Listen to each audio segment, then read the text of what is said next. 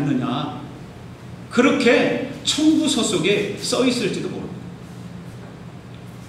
무슨 말입니까? 하나님께서 우리를 그냥 두지 않으시고 따지고 책임을 추궁하시겠다, 그 말입니다. 사도 바울은 이 사실을 너무나도 잘 알고 있었습니다. 그래서 고린도전서 9장 16절에서 이렇게 말하고 있습니다. 읽습니다. 시작. 내가 복음을 전할지라도 자랑할 것이 없음은 내가 부득불할 일입니다. 만일 복음을 전하지 아니하면 내게 화가 있을 것이미로다. 여러분, 바울은 자기가 복음을 전하지 않을 경우에 자기에게 화가 미친다고 이렇게 말하고 있습니다. 여러분 가운데 사도 바울보다 더 낫다고 생각하는 사람이 있으면 손들어 보십시오. 나는 사도 바울보다 더 헐등하게 잘났습니다. 더 유식하고 더 모든 것을 가진 사람입니다 라고 자신있게 말할 수 있는 사람 손들어 보세요. 아마 우리는 사도 바울보다 나을 것이 하나도 없는 사람들일 것입니다. 바울이 복음을 전하지 않아서 바울에게 화가 미친다면 저와 여러분에게도 마찬가지입니다. 왜 바울에게만 화가 미칠까요? 저와 여러분은 괜찮습니까? 바울에게 화가 미치는 그 화가 복음을 전하지 않은 저와 여러분에게도 화가 미친다는 사실입니다. 복음을 전하지 않으면 우리 자신에게 화가 미친다는 사실을 여러분 기억하실 수 있기를 원합니다. 옆집에 불이 났습니다. 여러분 가만히 보고만 있겠어요? 철로변에서 아이들이 놀고 있는데 기차가 달려오고 있습니다. 여러분 가만히 보고 있겠어요? 체면 차릴 것 없을 거 아닙니까? 교양이고 에티켓이고 그거 아무 필요 없을 거 아닙니까? 불이 나면 불을 꺼러 가야 되고, 어린아이가 찾길에 놀다 기차가 오는데 어린아이를 구하려고 찾길에 뛰어들어야 되는 것이 어른들의 모습이고 우리가 해야 될 일입니다. 그래서 우리는 복음을 전해야 하는 것입니다. 그 사람이 원하든지 원치 않든지 상관없습니다. 우리는 일단 복음을 전해야 하는 것입니다. 교회 나오세요. 예수 믿으세요. 예수 믿고 살 길을 찾으세요. 예수 믿고 천국 가세요.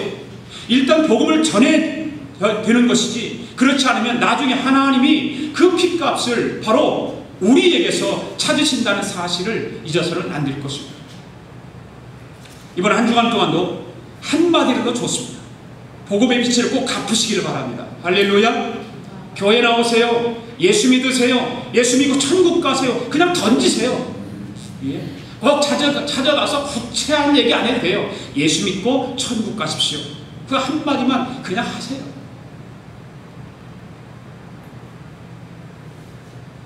사도 바울은 오늘 본문에서 만일 사람이 복음을 받아들이지 않으면 어떻게 되는지에 대해서 말씀해 주고 있습니다.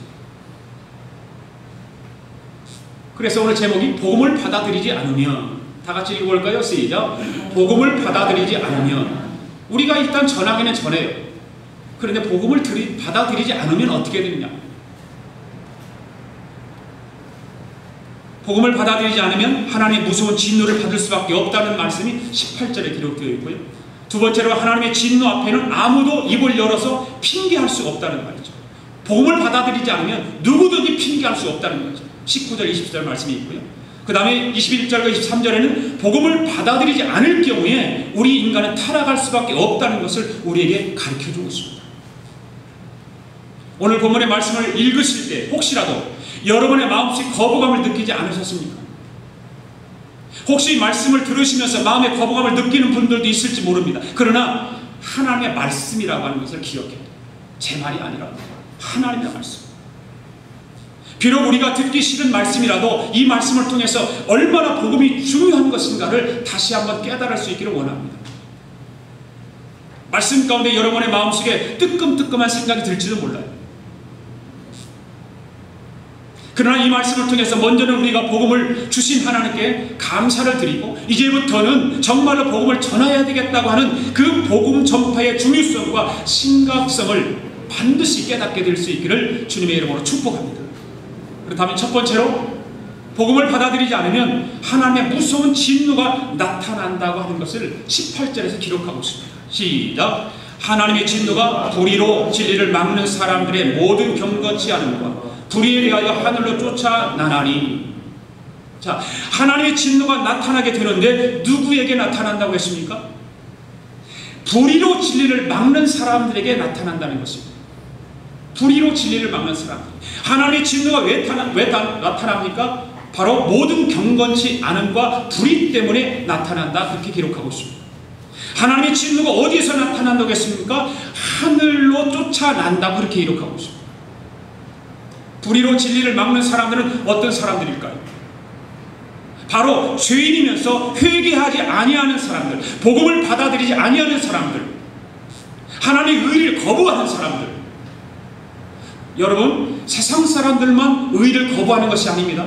세상 사람들만 복음을 거부하는 것이 아닙니다. 오늘 이 자리에 나와서 예배드리는 여러분 가운데도 혹시 있을 수 있어요. 하나님의 의를 거부하고 복음을 거부하는 사람들. 이런 사람들에게 성경은 분명히 말하고 있습니다. 하나님의 진노가 나타나게 된다는 것이죠. 사도 바울은 오늘 본문 앞에 있는 로마서 1장 17절에서 우리가 다 읽었잖아요. 복음에는 하나님의 의가 나타나서 믿음으로 믿음에 이르게 하나니, 이 복음은 모든 믿는 사람들에게 구원을 주시는 하나님의 능력이라 그렇게 말하고 있습니다. 여러분, 복음에는 하나님의 의가 나타나는 것입니다. 우리가 하나님 앞에서 의롭다 하심을 받는 길이 열린 것입니다. 믿음으로 의롭다 하심을 얻을 수 있습니다. 믿음으로 하나님의 의를 누릴 수 있기를 원합니다. 바로 믿음을 통해서 하나님의 의를 누리는 것입니다. 믿음으로 영원한 삶을 누릴 수 있기를 원합니다. 믿음으로만 우리는 그것을 가능한 것입니다. 여러분, 영원한 삶을 누리기를 원하세요? 하나님의 의를 여러분들 누리기를 원하세요? 바로 하나님의 의를 누리기를 원하고 영원한 삶을 누리기를 원한다면 믿음으로 하나님의 복음을 받으시기를 원합니다. 이렇게 경고를 하고 있어요. 그래서 복음이 절대적으로 필요한 것입니다. 어떤 사람에게는 복음이 필요하고 어떤 사람에게는 필요하지 않다라고 하는 것이 아니라 모든 사람에게 복음은 필요한 것입니다. 병든 자도 안진뱅이도 가난한 사람도 부유한 사람도 배운 사람도 못 배운 사람도, 바로 그래 유대인이나 헬라인이나 관계없이 이방인들까지라도 복음은 필요한 것입니다. 왜 하나님의 진노가 나타납니까? 한마디로 말씀드리면 죄 때문에 하나님의 진노가 나타난다, 그렇게 말하고 있습니다. 죄 때문에. 복음에는 무엇이 나타납니까? 하나님의 의가 나타납니다. 반대로 죄는 무엇이 나타납니까? 바로 죄는 하나님의 진노가 나타나는 것입니다. 하나님이 인간의 죄를 그냥 놔두는 분이 아니시잖아요. 하나님은 인간의 죄를 그냥 놔두시는 분이 아닙니다. 하나님은 반드시 인간에게 그 죄값을 요구하시는 것입니다. 하나님은 반드시 인간에게 죄값을 요구하신다는 사실을 우리는 알아야 합니다. 큰 죄든지 작은 죄든지 상관없습니다.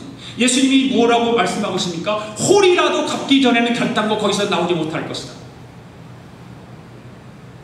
티끌만한 죄라도 하나님은 반드시 우리에게서 그 죄값을 요구하신다는 것입니다. 그래서 오늘 본문에 보면 모든 경건치 않음과 불의에 대하여 그렇게 말하고 있죠.